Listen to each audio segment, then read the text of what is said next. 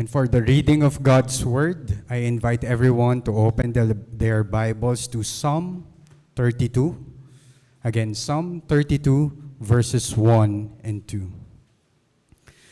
The Word of God says, "Blessed is the one whose transgression is forgiven, whose sin is covered. Blessed is the man against whom the Lord counts no iniquity, and whose spirit there is no deceit." And in our New Testament reading, may we all open our Bibles in Matthew chapter 6. Matthew chapter 6, verse 5 to 15. Again, Matthew chapter 6, verse 5 to 15. The word of the Lord says in the New Testament, "And when you pray, you must not be like the hypocrites, for they love to stand and pray in the synagogues and at the street corners, that they may be seen by others. Truly I say to you, they have received their reward. But when you pray, go into your room and shut the door, and pray to your Father who is in secret. And your Father who sees in secret will reward you. And when you pray, do not heap up empty phrases as the Gentiles do, for they think that they will be heard for their many words. Do not be like them, for your Father knows what you need before you ask Him.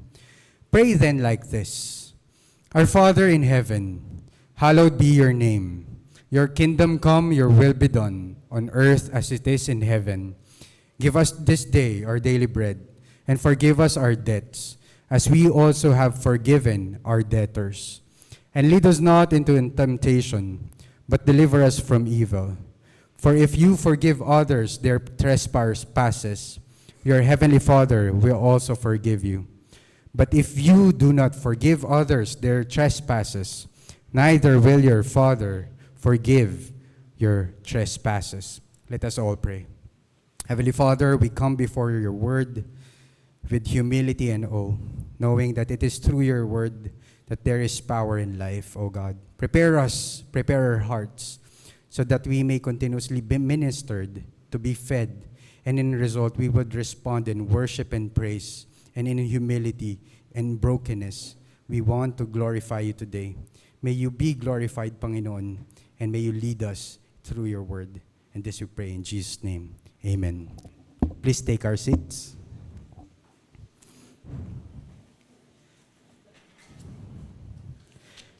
And as we continue with our reading, may we read Heidelberg Catechism, Lord's Day 51. Heidelberg Catechism, Lord's Day 51. It would be found in page 62 ng ating doctrinal standards. Again, Heidelberg Catechism, Lord's Day 51. Question: what does the fifth request mean? Answer: "And forgive us of our debts as we have forgiven our debtors," means because of Christ's blood, do not hold against us, poor sinners that we are, any of the sins we do, for the evil that constantly clings to us. Forgive us just as we are fully determined, as evidence of your grace in us, to forgive our neighbors.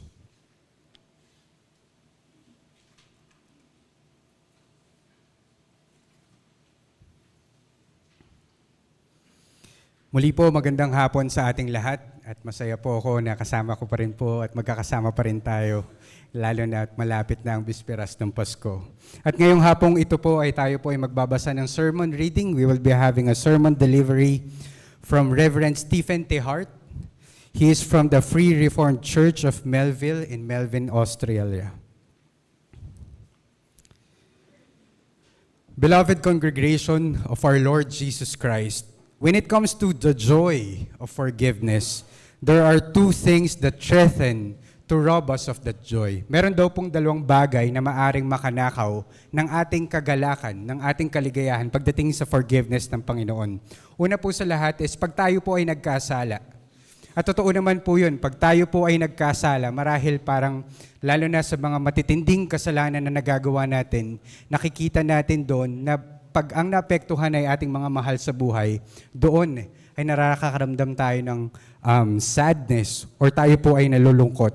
At doon natin naiisip na kahit tayo ay hindi natin maramdaman na marahil tayo nga ba ay napatawad ng Diyos. Pag nakita natin na nalulungkot ang ating mahal sa buhay, pag nakikita natin na nalulungkot ang ating mga kapatid, minsan doon tayo nahihirapan makakita kung talaga bang napatawad tayo ng Panginoong Diyos. At ang pangalawa po na nakikita natin na pwedeng makanakaw ng kaligayahan ng ating ang kapatawaran is when we find it hard to forgive others. Kasi totoo naman po yun. Mahirap na nga hong maramdaman, minsan makita na tayo po ay napatawad ng Diyos. Parang mas mahirap pa pong isipin na tayo ay kailangang magpatawad din ng iba.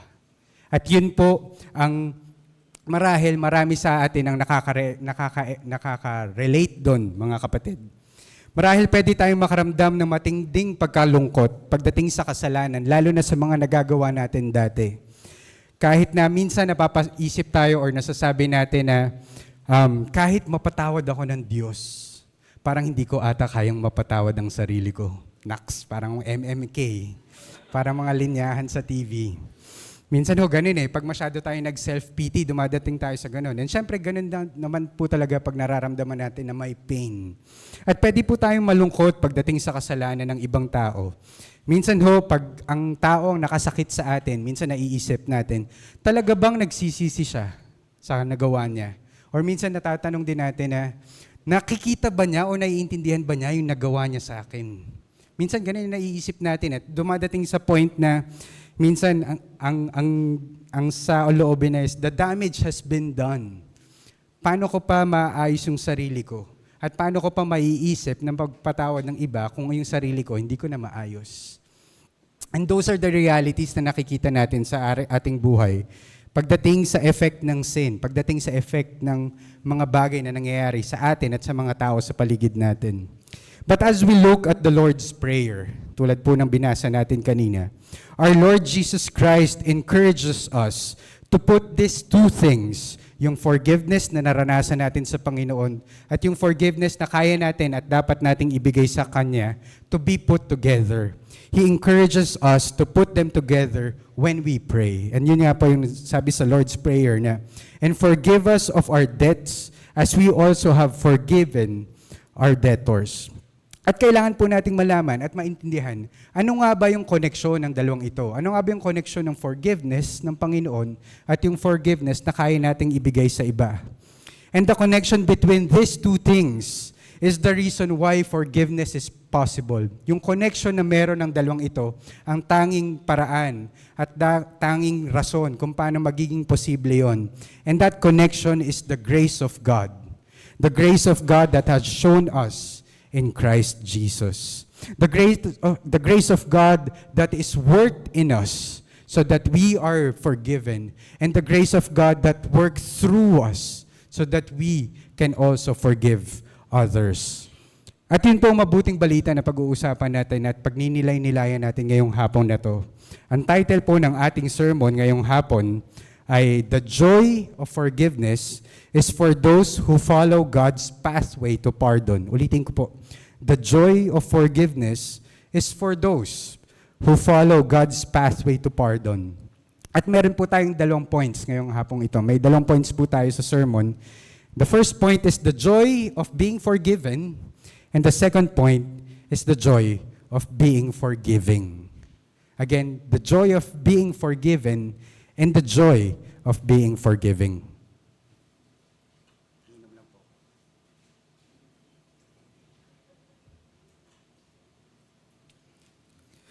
Una po, point number 1, the joy of being forgiven. When we sin, pag tayo po ay nagkasala, we cause a lot of hurt, a lot of offense. And to start with, as we notice, we cause hurt to our own selves. Tayo po ay nagkakos ng sakit or hurt or pain sa ating sarili pag tayo po ay nagkakasala. Kung titingnan po natin, when we look at the Word of God, when we look at the law of God, we know that God's law is good. Sabi nga po sa Deuteronomy 5:33, you shall walk in all the ways which the Lord your God has commanded you, that you may live and that it may be well with you. Pag tayo po ay sumunod sa Panginoon, totoo po yun, pag tayo ay patuloy na nakikinig sa salita niya, at pag tayo po ay patuloy na sumusunod sa mga pinuutos niya sa atin, ito po ay magdudulot ng mabuti sa atin. Ngunit kung tayo ay lalakad sa kasalanan, ito po ay hindi makakabuti sa atin. At alam natin na ang consequences nun ay hindi lamang sa pagdating niya at sa kanyang paghuhukom, kundi sa pang-araw-araw nating buhay, ay maaaring maranasan natin yung mga consequences ng sin na nagagawa natin. You will suffer the consequences of sin also in this life. Yun po yung nararanasan natin. Lahat tayo naaapektuhan doon. Ngunit hindi lang ho ang sarili natin ang nasasaktan pag tayo po ay nagkakasala. Marahil ho, pati ang mga tao sa paligid natin ay pwedeng maapektuhan ng ating mga kasalanan. Tama po ba? Pagdating sa ating asawa, marahil po maapektuhan ng ating asawa pag tayo po ay nagkasala, ang ating mga anak, ang ating mga magulang, ang ating mga kaibigan, ating mahal sa buhay. Even tayo po bilang isang simbahan, ating mga kapatid dito sa simbahan, marahil pwede po tayong makaranas ng makapagbigay ng effect yung sa ating mga kasalanan. But even more to the point that when we sin, we have to be reminded of the truth that we grieve the Lord, we grieve our God. Kasi ang katotohanan po is God created us in His image. He created us to be righteous, holy like He is. He made us to be perfect and to reflect His goodness and perfection. He made us to give glory and praise to Him. Gayon po ang pagka-create ng Panginoon sa atin. But when you sin, you don't do that. Pag tayo po ay nagkasala, hindi po yun yung nagagawa natin. When you sin, you are offending the one who made you. When we sin, we offend our Lord. And isa po sa mga examples na pwede nating tignan, pagdating sa scriptures, kung sino yung mga may pinagdaan ng consequences because of sin, we can look at King David. Si King David po ang pwede nating tignan. King David was the one under the inspiration of the Holy Spirit who wrote the Psalm 32 na binasa natin kanina. Ito po ay tulad sa isang Psalm ni David, which is Psalm 51, na pinaniwalaan natin na sinulat niya pagkatapos siyang makausap ni Prophet Nathan nung siya po ay nagkasala kasama si Bathsheba. At marahil ho alam na natin, marahil ho marami ho sa atin dito nakakaalam na sa storya ni King David pagdating sa specific na sin na yun. Pero ngayon po, para ho tayo mas ma-remind, balikan po natin kung ano yung mga nangyari ng mga panganahon na yun. Sabi dito, once when David's men had all gone out to war, nung panahon po na may panahon ng gera ang Israel, David stayed back in Jerusalem. He was supposed to be there with his army. Pero ang ginawa po niya, nagpaiwan siya sa Jerusalem. And one day, when he was looking around the neighborhood, he saw a woman named Bathsheba bathing. And now Bathsheba was the wife of Uriah. Siya po ay asawa ni Uriah na isang officer sa army ni David. But David wanted Bathsheba for himself, and that's the problem. Even if he acknowledged that she is already Uriah's wife, he wanted her for himself. So he called for her to come to his place, and when she came, he committed adultery with her. Sometime later, however, Bathsheba let King David know that she was pregnant at pinaalam niya na siya yung tatay ng dinadala niyang anak. And David, as we know, then tried to find his own way to cover up his sin. Gumawa siya ng kaparaanan para hindi mahalatang siya yun at as if mapunta pa rin kay Uriah na as if kanya pa rin yung anak. But he failed. And then he found out another solution to the problem. He saw to it that Bathsheba's husband, Uriah, would be killed in battle. Yun po yung inisip niya. Nadalhin siya sa front line ng gera at eventually sa kalagitnaan ng laban ay iwanan si Uriah doon. Along with a number of other good men, they all die. But then after that, when Uriah died already, David then took Bathsheba as his wife and then went on with life as if nothing happened. Nung akala niya na nakalusot na siya, he lived as if nothing happened. And so yun po yung ginawa ni David. He sinned by committing adultery and then sending innocent man, Uriah, even some of his army to his death. At ito po ay isang matinding kasalanan na kanyang nagawa at maraming taong naapektuhan nito.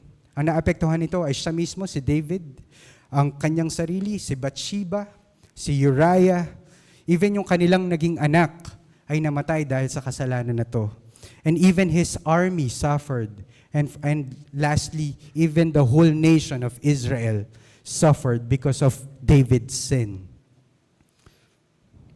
Maraming tao ang nasaktan sa kanyang ginawa. But even as we look at all these effects to other people, we know that the worst thing about it is that David sinned against God and no one else by committing this evil both in the sight of God and in the sight of many people. Kaya nga po sabi sa 2 Samuel 11 verse 27, "But the thing that David had done displeased the Lord." It displeased God of what David did. Ngunit sa mahabang panahon, hindi naging handa si David na aminin yung kanyang mga kasalanan. Tinry niya na takasan yung kanyang kasalanan. Tinry niya na itago yung kanyang kasalanan. Tinry niya na as much as possible, walang ibang makakaalam na siya ay nagkasala. Kung babasahin po natin yung binasa natin kanina sa Psalms 32 verse 2, sabi doon ni David, kung sino pa yung nagsulat, "Blessed is the man to whom the Lord that does not impute iniquity, and in whose spirit there is no deceit." Again, that is what David wrote. Pero kung titingnan nating mabuti sa pinagdadaanan niya nung panahon na yon, parang ang kanyang puso ay punong-puno ng kasalanan. Ang kanyang buhay ay purong-puno ng kasinungalingan. At kahit na matapos niyang gawin ang lahat, kahit na akala niya it worked out well, tila hindi pa rin matago-tago at maalis ang kasalanan sa kanyang buhay. Sa loob ng isang taon, andun pa rin ang kasalanan niya. He could not sleep well. He could not concentrate. He was getting sick, under a lot of stress, and God's hand was heavy upon him. Bago pa man nakausap ni Prophet Nathan si David, it's as if God was pointing a finger on him already saying, "You are the man. You are the man who have sinned." At nakaka-relate po ba tayo sa pinagdadaanan ni David na ganun? Minsan ho ba nakakaranas tayo na kung tayo ay nagkasala, ay tinatago na po natin, or minsan dinideny natin yung ating mga nagagawang kasalanan.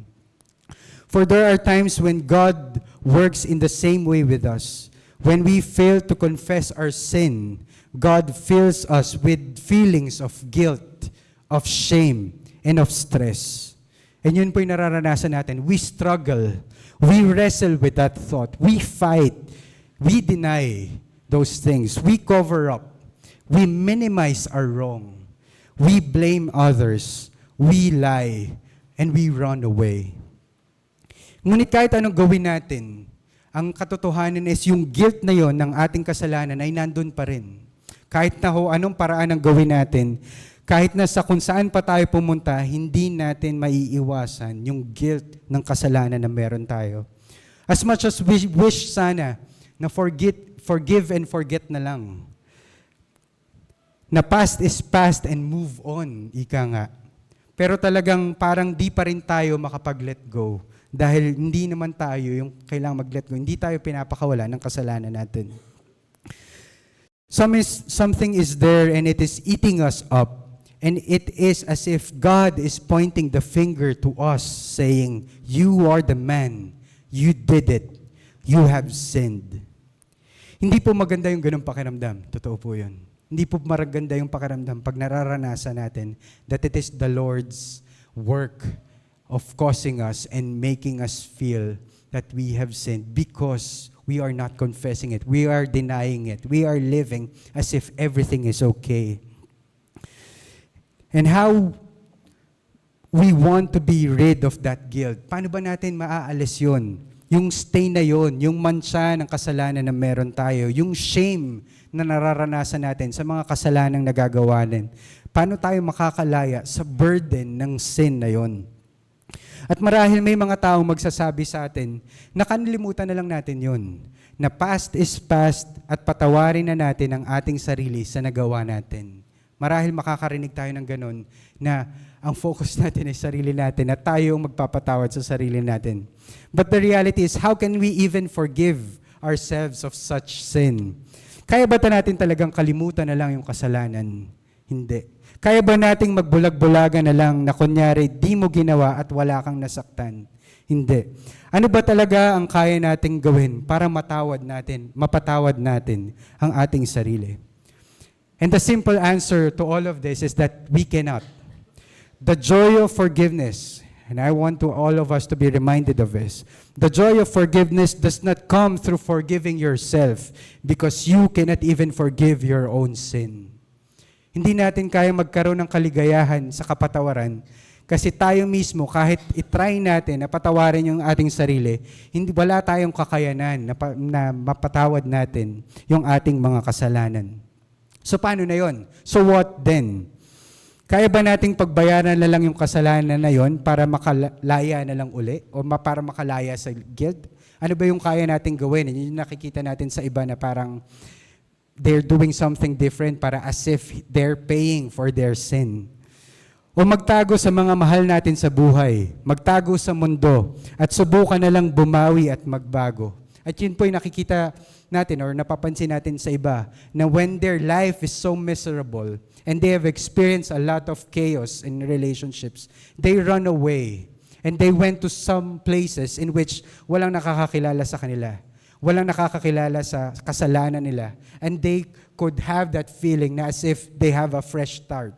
And they could try to live as if malayo dun sa mga kasalanan ginagawa nila dati. Marahil pwede nating magawa yun para mapakalma ang ating conscience. Pwede.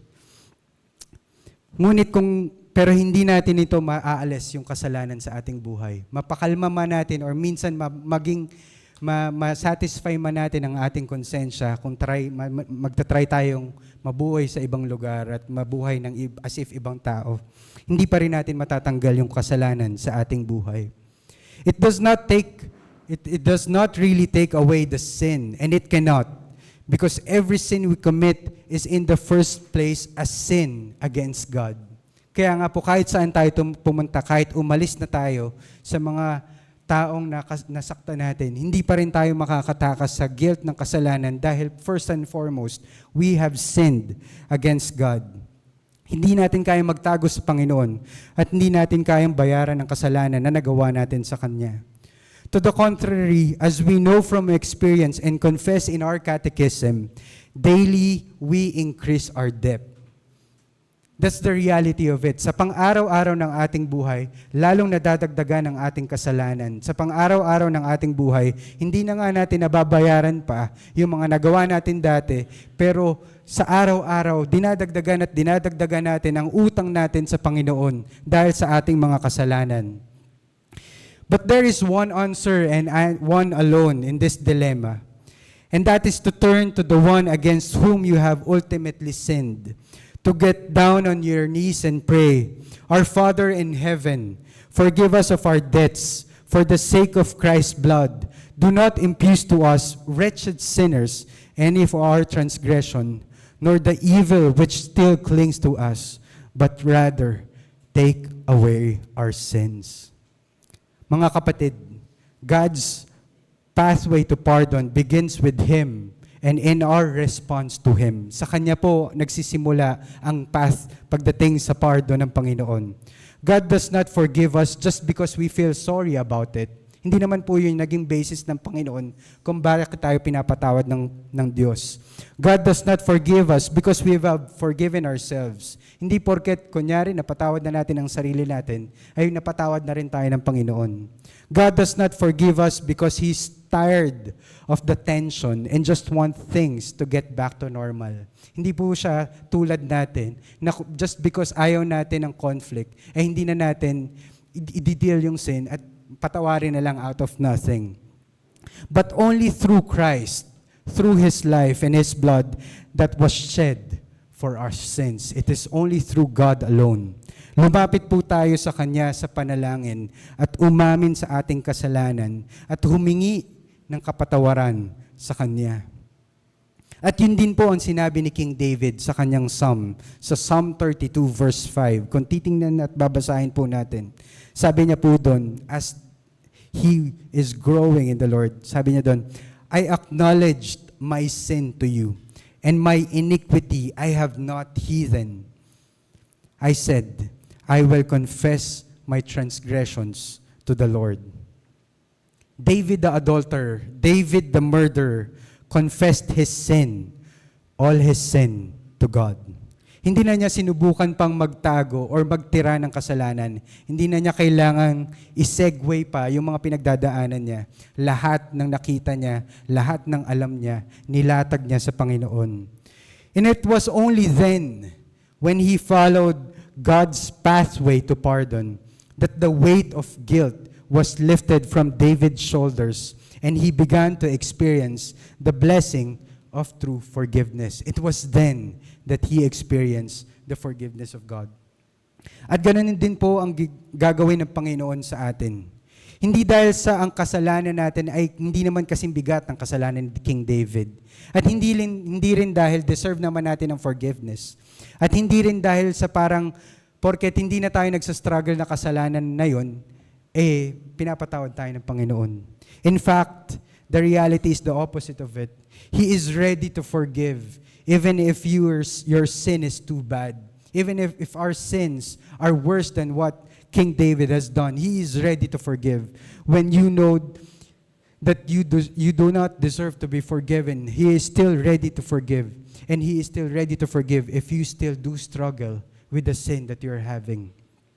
God will do the same for you and forgive the iniquity of your sin, not because of you, hindi po dahil sa atin kung bakit tayo papatawarin ng Diyos, but because of the grace that He has shown to you, to us in Jesus Christ.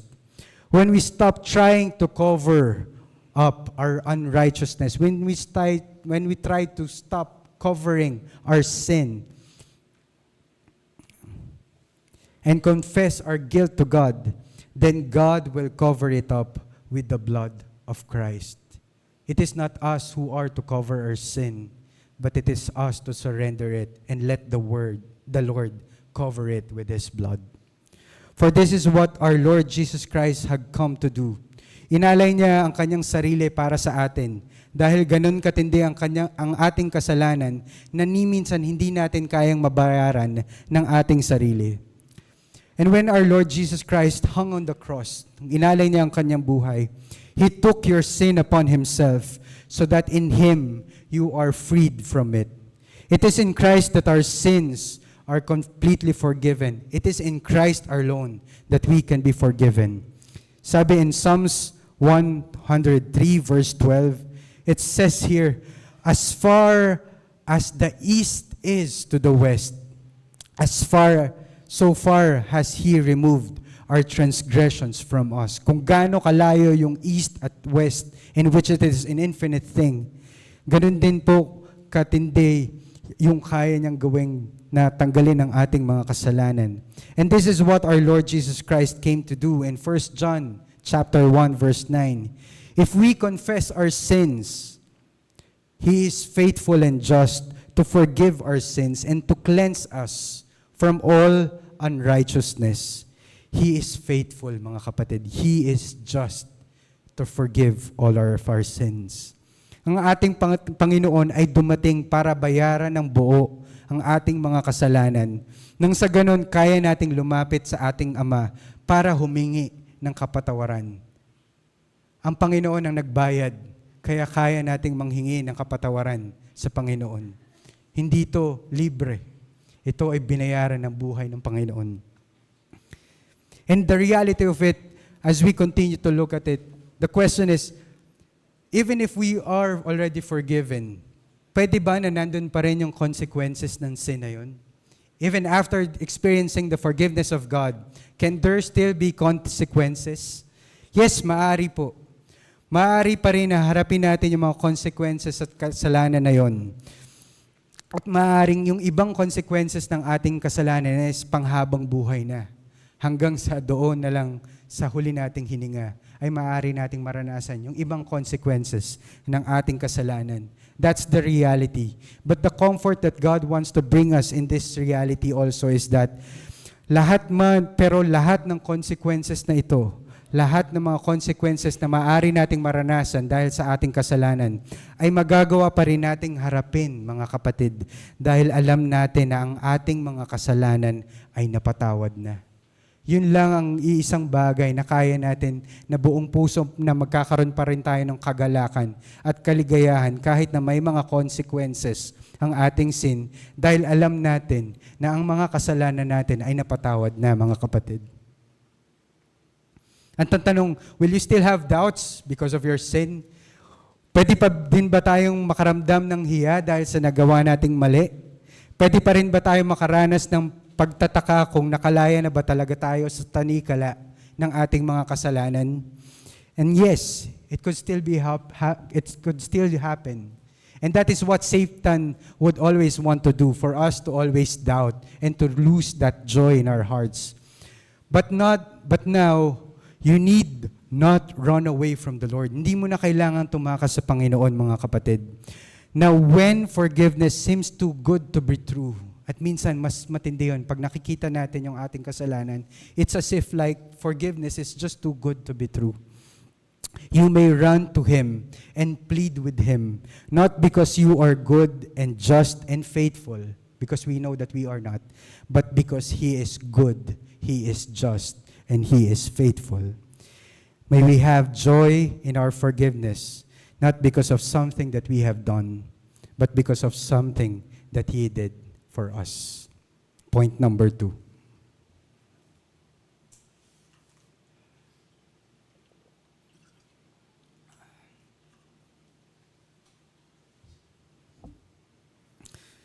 Our second point is the joy of being forgiving. It is a very good and very precious thing for us to always think of the joy of forgiveness. But ito po yung mas mahirap, pag tayo na po yung nagpapatawad. When our Lord Jesus Christ taught us how to pray, when He taught us to pray to the Father in heaven in the Lord's Prayer, and forgive us of our debts, dinagdag po niya ito, as we have forgiven our debtors. And may He forgive us of our debts as we have forgiven our debtors.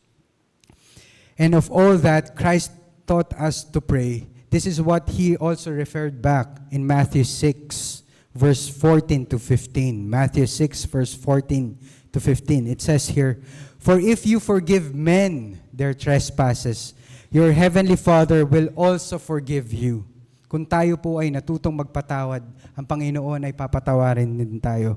"But if you do not forgive men of their trespasses, neither will your Father forgive your trespasses." Ito po ang bagay na ito, ang totoong mahirap. Masarap pag-usapan ang kapatawaran ng Panginoon. Ang sobrang sarap pag nilay-nilayan yung glory, yung beauty of the forgiveness of God. Ngunit bakit nga ba pagdating sa pagpapatawad sa ibang tao, bakit doon yung nandun yung struggle part? Pag tayo na po yung ine-expect at kinokomand ng Lord na now that you are forgiven, ikaw naman ang magpatawad. And the reason why we struggle, mga kapatid, the reason why we struggle so much over the call to forgive one another is because it is so hard and it is so unnatural to us. Ito po ay hindi natural sa atin. Ang natural po sa atin na response ay huwag magpatawad. Bagkus ang natural na response sa atin is isipin natin na dinedemand pa natin na dapat pagbayaran nila yung mga nagawa nila against us. Ang natural nating nararanasan pag ang ibang tao ang nakagawa ng mali sa atin is we feel bitter and we feel full of malice. Minsan kahit na tayo pa mismo yung nagbibigay ng interpretation sa ibang tao because of that unforgiveness, an ill feeling towards those who hurt us so badly. At kung ang nakasakit sa atin ay kapatid natin sa pananampalataya, doon pa po mas masakit at doon pa po mas matindi yung struggle natin in releasing that forgiveness to other people. How then can we find it in ourselves to be kind How is it possible for us to be tender-hearted and forgiving? Paano po ba magiging posible yun?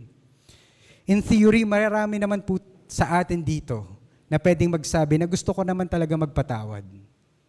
In theory, kaya po nating sabihin yun.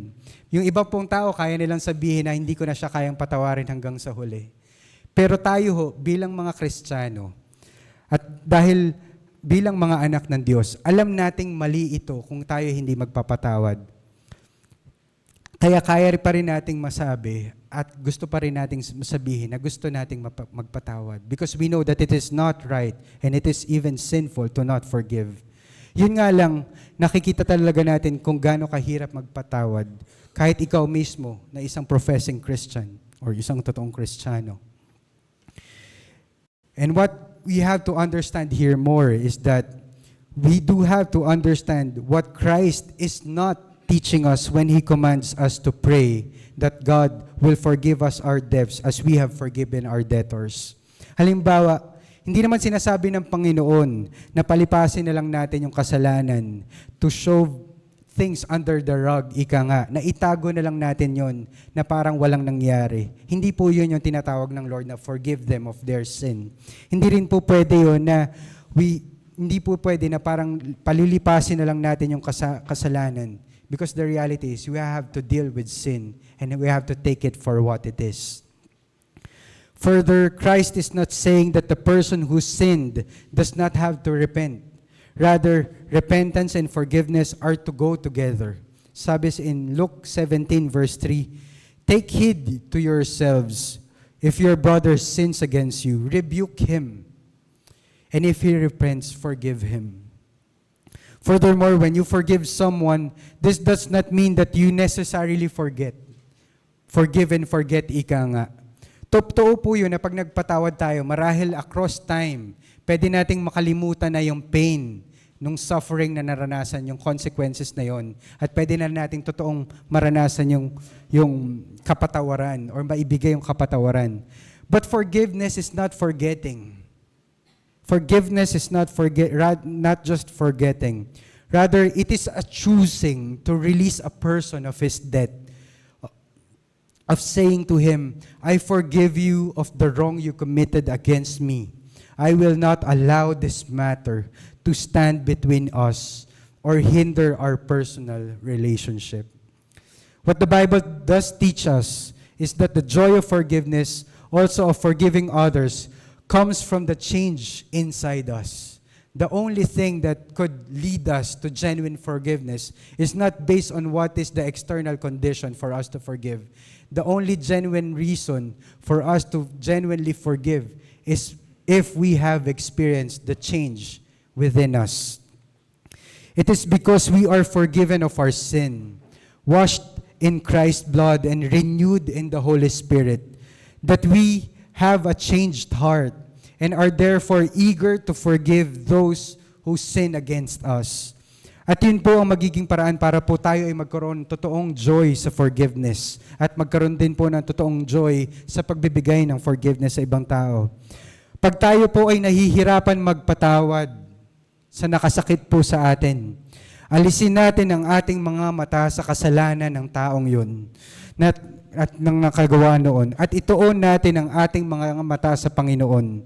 Kung ano man ang ginawa niya at patuloy niyang ginagawa para sa atin. Instead of focusing on a person, instead of focusing lang on the sin, yes, we are to always acknowledge sins. But when in terms of forgiveness, we are first to look at God and realize that we ourselves are sinners and we have been forgiven by God. Paalalahanan po tayo ng Panginoon that He chose us and He saved us. Bring to mind how God, who is rich in mercy, even when we were dead in our sin, He is rich in mercy, gave us new life in Christ, so that He might show the exceeding riches of His grace in His kindness towards us in Christ Jesus. God has forgiven all your sins, mga kapatid, through Jesus Christ. There is full and complete forgiveness available to you for every sin and every offense that you have caused. At pag nakita natin yun, Pag nakita natin kung gaano katindi yung pagmamahal at kapatawaran na binigay sa atin ng Panginoon, hindi ba tayo pwedeng magpatawa din? Hindi ba pwede natin din tignan sila ng may awa at pagmamahal, lalo na kung kapatid natin sila sa Panginoon? Look to Jesus, to the one who endured so much of the hands of sinful men, and yet in the middle of his suffering, he prayed, Father, forgive them, for they don't know what they're doing. Look at Jesus and walk in love, even as Christ has loved us and gave Himself for us. Mga minamahal kong kapatid sa Panginoon, lahat naman po tayo ay nakaranas ng pain dahil sa kasalanan ng ibang tao.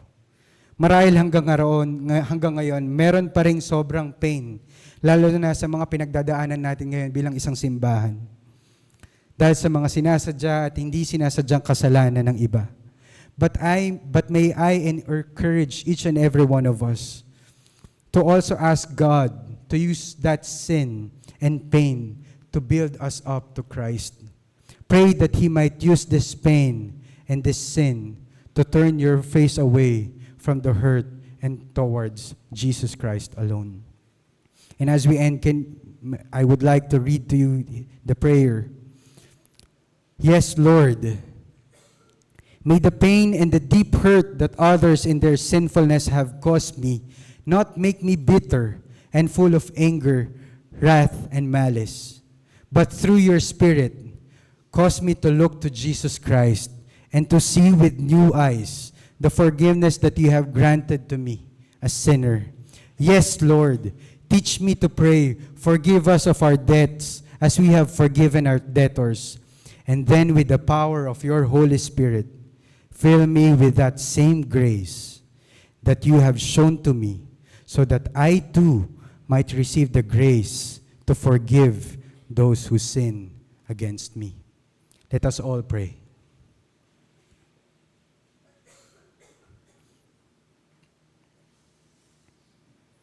Our Heavenly Father, we come before you broken and in need of your grace right now. We continue to realize that we have nothing to offer. We have nothing to give. And there is nothing that we could do to set us free from our sin, if not because of your grace. Have mercy on us, O God. Forgive us for our hard hearts, for our pride that blinds us, for the sin that cripples us, for thinking that the joy of our forgiveness and the ability to forgive is primarily based on us and depends on us. But we have realized that everything is from you, by you, through you, and for you alone. Transform us in the image of your Son. Convict us by your word, and allow us to embrace your forgiveness and grant them to others as well with joy. We ask for your comfort today, O Lord, and this we pray in Jesus' name. Amen.